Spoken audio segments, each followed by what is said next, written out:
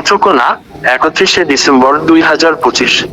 বাংলাদেশের স্বাধীনতার একজন অগ্রণী নেত্রী ও সাবেক প্রধানমন্ত্রী বেগম খালেদা জিয়ার মৃত্যুতে গভীর শোক ও দুঃখ প্রকাশ করেছেন ইসলামী যুব আন্দোলন বাংলাদেশ, নেত্রকোনা জেলা ও মোহনগঞ্জ উপজেলা শাখার উপসম্পাদক হাফেজ হাকিমুল ইসলাম।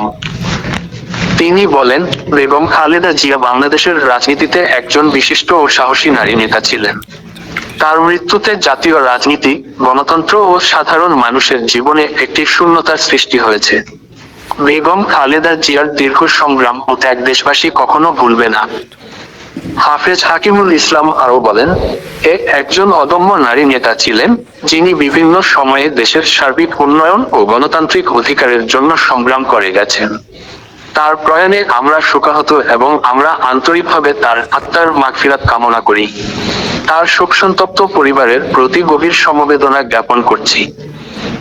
তিনি সকলের প্রতি আহ্বান জানিয়ে বলেন, এই দুঃখের মুহূর্তে আমরা যেন ঐক্যবদ্ধ হয়ে বাংলাদেশের উন্নয়ন ও কল্যাণমুখী কাজগুলো অব্যাহত রাখি এবং তার স্বপ্নের সোনার বাংলাদেশ গঠনে সক্রিয় ভূমিকা রাখি।